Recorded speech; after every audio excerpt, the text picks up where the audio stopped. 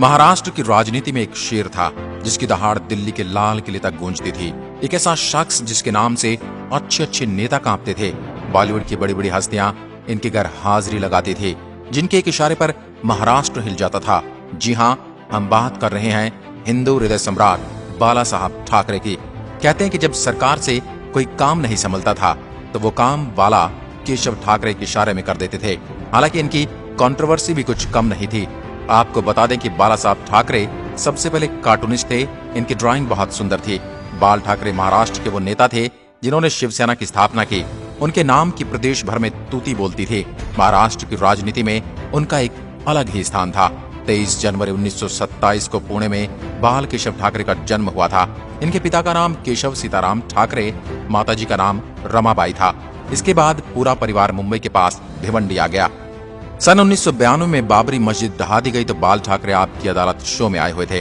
जब उनसे पूछा गया, सुना है कि काम शिव सैनिकों ने किया था, तो बोले यदि ये काम शिव सैनिकों ने किया तो यह गर्व की बात है। बात है सन 1990 के आसपास की। कश्मीर में इस्लामी आतंकवाद चरम पर था। कश्मीरी पंडितों को भगाया जा रहा था। अमरनाथ यात्रा चल रही थी। आतंकियों ने यात्रा बंद करने की धमकी दी और कहा जो अमरनाथ यात्री आएगा वो वापस नहीं जाएगा।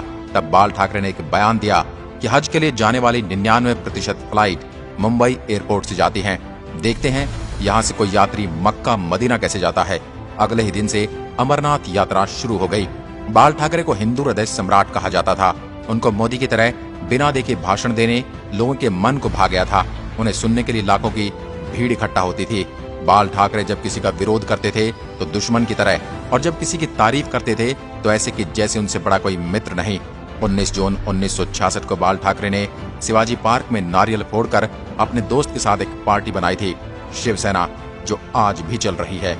1960 और 1970 के दशक में महाराष्ट्र में लुंगी हटाओ पुंगी बचाओ अभियान चला गया। बाल ठाकरे की एक खास बात ये थी, वह कभी किसी से मिलने नहीं गए। जिसे मिलना है खुद घर आओ। भारत की हर बड़ी हस्ती उनसे मिलने के लिए उनके मुंबई के घर मातोश्री आती थी।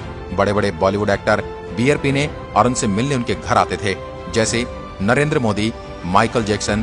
1992 में जब बाबरी मस्जिद ढहाने की बारी आई तो खुद बाला साहब ठाकरे ने कहा था बाबरी मस्जिद पर दीवार और मीनार पर सबसे पहले चढ़ने वाला कार सेवक शिव सैनिक ही थे।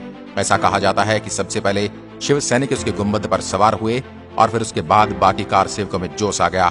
बाला साहब ने यह बयान ऐसे समय दिया था जब लोग आरक्षावत हिंदुत्व को पसंद करने लगे थे। उमा भारती जैसे बीजेपी के कुछ नेताओं ने इसकी पुष्टि की थी कि गुंबद पर चढ़ने वाले मराठी बोल रहे थे और मन से अपील के बावजूद भी वो उनकी बात नहीं सुन रहे थे क्योंकि उन्हें हिंदी समझ नहीं आ रही थी। जानकार बताते कि बाल ठाकरे ने उन्हें डायरेक्ट एक्शन के लिए भेजा था, कोई साजिश नहीं थी। सब कुछ खुल्लम खुल्ला था। साजिश तो तब होगी जब मन में कुछ और बाहर कुछ और। बाला साहब ठाकरे ने कहा था कि ढांचा ढहाया जाने के दौरान कुछ सैनिकों की मौत हो गई थी और उन्हें उन पर गर्व है। उस वक्त अशोक सिंघल जैसे बीजेपी के नेता ने कहा था कि बाला साहब में साहस नहीं था, इस वजह से वो 1992 में अयोध्या नहीं आए। इस पर बाला साहब ने पार्टी के मुखिया पत्र में कहा था राम मंदिर के लिए आंदोलन सभी हिंदुओं का आंदोलन है। मैंने कहा कि सारी हिंदू पार्टियां और संगठन अपने बैनर किनारे रख दें और एक भगवा झंडे के तले एकजुट हो जाएं।